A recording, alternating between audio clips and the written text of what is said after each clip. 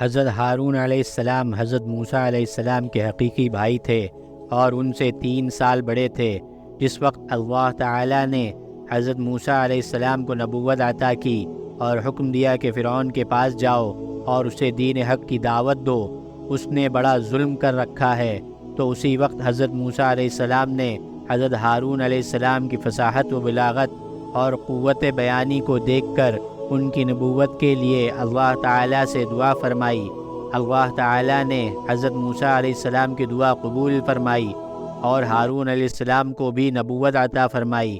دونوں نے فرعون کو دین کی دعوت دی اور بنی اسرائیل کو فرعون کے ظلم و ستم سے نجات دلائی۔ جب حضرت موسیٰ علیہ السلام اپنے بھائی حضرت ہارون علیہ السلام کو اپنا خلیفہ بنا کر کوہ طور پر اللہ تعالیٰ سے بات چیت کے لیے تشریف لے گئے تھے، تو بنی اسرائیل نے سامری جادوگر کے بہکاوے میں آ کر بچھڑے کی پوجا شروع کر دی۔ حضرت موسیٰ علیہ السلام جب واپس آئے تو حضرت ہارون علیہ السلام پر سخت ناراض ہوئے۔ حضرت ہارون علیہ السلام نے اپنا عذر بیان کرتے ہوئے کہا، میں نے قوم کو بہت سمجھایا مگر سمجھنے کے بجائے قوم مجھے قتل کرنے پر آمادہ ہو گئی۔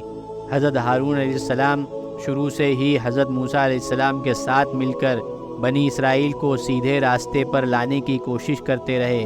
انہوں نے حضرت موسیٰ علیہ السلام سے 3 سال پہلے انتقال فرمایا۔